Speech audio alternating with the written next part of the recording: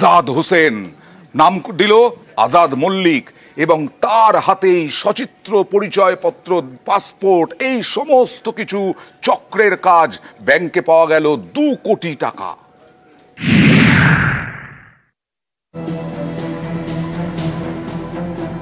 আজাদ হোসেন ওরফে আজাদ মল্লিক পাকিস্তানের নাগরিক। গত মাসে কলকাতা থেকে তাকে গ্রেপ্তার করে ইডি। তার ব্যাংক অ্যাকাউন্টে কয়েক কোটি টাকা। কিভাবে এলো এত টাকা? এই আজাদের ব্যাংক অ্যাকাউন্টে রয়েছে 2,62,00,000 টাকা। আর এই টাকার উচ্চ সন্ধানে নেমে চাঞ্চল্যকর তথ্য হাতে এসেছে ইডি আধিকারিকদের। তদন্তে উঠে এসেছে চাঞ্চল্যকর তথ্য। জানা গিয়েছে 2013 সালে ভারতে আসে পাক নাগরিক আজাদ হোসেন। ভুয়ো নথি দেখিয়ে বাংলাদেশ সীমান্ত পেরিয়ে ভারতে ঢোকে। 1 লক্ষ টাকা খরচ করে ভারতীয় পরিচয়পত্র তৈরি করে। জাল নথিতে ভারতে অনুপ্রবেশ, তারপর জাল নথির কারবার খোলে আজাদ। ক্লায়েন্ট সেই বাংলাদেশি অনুপ্রবেশকারী। ইডির দাবি, শতাধিক অনুপ্রবেশকারীর ভারতীয় পরিচয়পত্র তৈরি করে দিয়েছে আজাদ। অনেকের ভারতীয় পাসপোর্টও তৈরি করে। প্রতি ক্ষেত্রে আলাদা আলাদা রেট। প্যান, এপিক কিংবা আধার কার্ডের জন্য 1 থেকে 1.5 লক্ষ টাকা।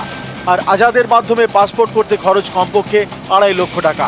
ভিসা নিতে হলে দিতে হবে বাড়তি টাকা। এই জালিয়াতির কারবারে কয়েক কোটি টাকা কামিয়েছে আজাদ হোসেন। নথি জালিয়াতির কারবারের প্রধান ক্লায়েন্ট বাংলাদেশি অনুপ্রবেশকারীরা। ক্লায়েন্ট ধরতে বাংলাদেশ সীমান্তবর্তী এলাকায় এজেন্ট এবং সাব এজেন্ট নিয়োগ করে আজাদ। অনুপ্রবেশকারীদের পাসপোর্ট তৈরি করিয়ে দিয়েছেন এই আজাদ। তার বিনিময়ে আজাদ পেয়েছে 2 থেকে 2.5 লক্ষ টাকা। এবং আজাদের হয়ে একাধিক এজেন্ট যারা অনুপ্রবেশকারীদের সঙ্গে যোগাযোগ রাখতেন। ক্যামেরায় রাজীবের সঙ্গে অমিত, নিউজ 18 বাংলা, কলকাতা। মালদায় ভাঙা পড়ল জেলবন্দি নেতার অফিস। আপনাদের মনে করিয়ে দিই, মালদায় দুলাল সরকার খুন তৃণমূল নেতা, তারপরেই মূল অভিযুক্ত হিসেবে নরেন্দ্র তিওয়ারিকে ধরা হয়েছিল। সেই নরেন্দ্র তিওয়ারি তৃণমূল নেতা, তাকে বহিষ্কার করা হয় এবং তার আজকে এই অফিস ভাঙা হয়। সরাসরি চলে যাব প্রতিনিধি সেবকের কাছে। সেবক, কারা ভাঙলো, কেন ভাঙলো, ওটা কি বেআইনি ভাবে তৈরি ছিল?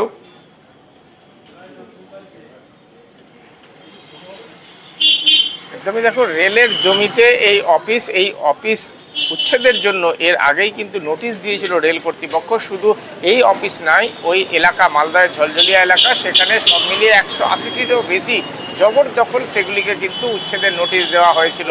আর আজকে এরপরেই কিন্তু রেলের কর্তৃপক্ষ তারা অভিযান চালায়। সেখানে বিপুল পরিমাণ আরপিএফ মোতায়েন করা হয়, পুলিশ মোতায়েন করা হয়। এরপর প্রথমে ওই এলাকার একটি ক্লাব ভেঙে গুড়িয়ে দেওয়া হয়। এরপরেই নরেন্দ্রনাথ তিওয়ারি, যিনি প্রাক্তন শহর সভাপতি, ইংরেজবাজার পুরসভার একসময়ের চেয়ারম্যান, যিনি বর্তমানে তুমি যেমনটা বলছিলে জেলবন্দি হয়ে রয়েছেন দলের ঘটনায়, তার অফিস, যে অফিস রেলের জমিতে গড়ে উঠেছিল এবং জবরদখল, এমনই বলছে রেল, তার অফিস কিন্তু আজকে ভেঙে গুড়িয়ে দেওয়া হলো।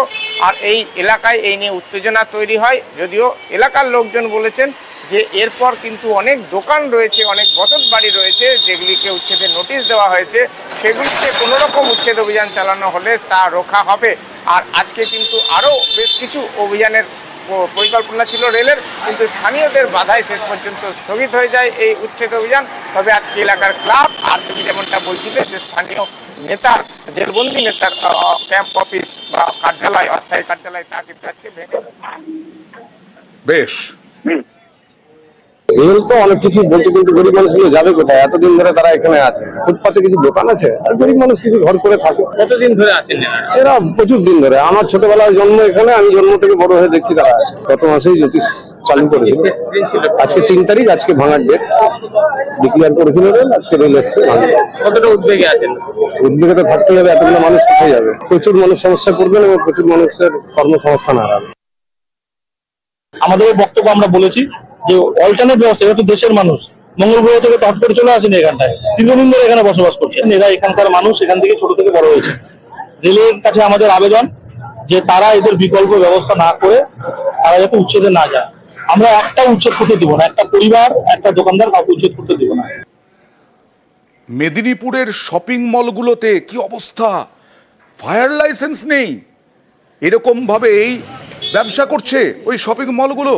প্রত্যেক দিন রাত বিরেত সন্ধে প্রচুর মানুষ এই সমস্ত শপিং মলে যান, আর সেই শপিং মলে আগুন লাগলে কি হবে? কোনো রকম পর্যাপ্ত ব্যবস্থা নেই। আজকে কলকাতা পুরসভা অভিযান, মাফ করবেন, মেদিনীপুর পুরসভা অভিযান চালালো, কিন্তু আগে কেন ছিল না? কেন ফায়ার লাইসেন্স ছাড়াই এরকম ব্যবসা চালালো এরা? দেখুন, আমাদের ওটা অ্যাপ্লাই করা রয়েছে। কতদিন আগে অ্যাপ্লাই করেছেন? ওটা তো ল্যান্ডলর্ডের ব্যাপার, কতদিন আগে অ্যাপ্লাই করেছেন? ওটা আমি সঠিক ঠিক বলতে পারবো না। মোটামুটি কিছুদিন আগে, যত তাড়াতাড়ি সম্ভব।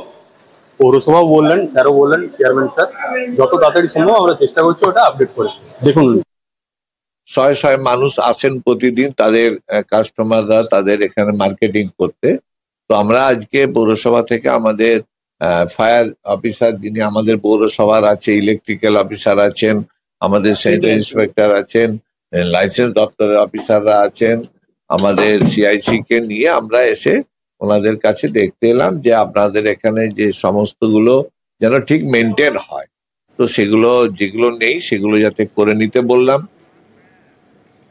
গত কয়েক মাস ধরে আমরা দেখাচ্ছি জাল ওষুধের কারবার কিভাবে হচ্ছে, উত্তরপ্রদেশ থেকে আসে, কিন্তু এখনো পর্যন্ত যোগী রাজ্য টালবাহানা করছে তদন্ত নিয়ে। কখনো হাওড়ার আমতা থেকে বিপুল পরিমাণে জাল ওষুধ উদ্ধার, গ্রেপ্তার সংস্থার মালিক। কখনো মেহতা বিল্ডিং, বাগরি মার্কেটে অভিযান, সেখান থেকে নমুনা নিয়ে পরীক্ষা। কখনো আবার উল্টোডাঙ্গা সোদপুরে ড্রাগ কন্ট্রোলের হানা। তদন্তে নেমে চাঞ্চল্যকর তথ্য পান রাজ্যের ড্রাগ কন্ট্রোলের অফিসাররা। জানতে পারেন এই সব জাল ওষুধের বেশিরভাগই উত্তরপ্রদেশে তৈরি। এরপরেই জাল ওষুধ নিয়ে বিস্তারিত তথ্য চেয়ে উত্তরপ্রদেশ সরকারকে চিঠি দেয় রাজ্য। জানতে চায় জাল ওষুধের তদন্তে কোনো সংস্থার লাইসেন্স বাতিল করা হয়েছে কিনা, কোনো ওষুধের নমুনা পরীক্ষা করা হয়েছে কিনা। এরপরেই সেই চিঠির জবাব দেয় উত্তরপ্রদেশ সরকার। অভিযোগ, চিঠিতে তারা নির্দিষ্ট কোনো তথ্য দেয়নি। জাল ওষুধের তদন্ত রিপোর্ট দিতে কেন গড়িমসি করছে উত্তরপ্রদেশ সরকার? বিষয়টি কি বিশেষ গুরুত্ব দিয়ে দেখা হচ্ছে না? ফের তথ্য চেয়ে তাদের চিঠি দিয়েছে রাজ্য। এসবের মধ্যে তদন্তকারীরা উত্তর 24 পরগনার খড়দার একটি গোডাউনের হদিশ পান। জানতে পারেন বিভিন্ন রাজ্য থেকে জাল ওষুধ গোডাউনে মজুত করা হয়েছে। কিডনির অসুখের জন্য ইউরিম্যাক্স ডি ওষুধ, সেই ওষুধ জাল করে বিক্রি করা হচ্ছে। এরপরেই খড়দার গোডাউনে হানা দেন ড্রাগ কন্ট্রোলের অফিসাররা। নির্দিষ্ট ব্যাচ নম্বরের ওষুধ বাজেয়াপ্ত করেন, যার দাম প্রায় 5 লক্ষ টাকা। সংস্থাটির গোডাউন সিল করে দেওয়া হয়েছে। তদন্তের জন্য উত্তরপ্রদেশ সরকারকে চিঠি লিখে বিস্তারিত তথ্য দিলেও সেই তথ্যে একাধিক অসঙ্গতি রয়েছে বলেই নবান্ন সূত্রে খবর। আর সেই কারণে ফের উত্তরপ্রদেশ সরকারকে চিঠি দিচ্ছে রাজ্য। উদ্দেশ্য একটাই, যাতে জাল ওষুধের তদন্ত আরো বৃহত্তরভাবে করতে পারে রাজ্য সরকার। ক্যামেরায় সুমন বোসের সঙ্গে সোমরাজ বন্দ্যোপাধ্যায়, নিউজ 18 বাংলা, কলকাতা।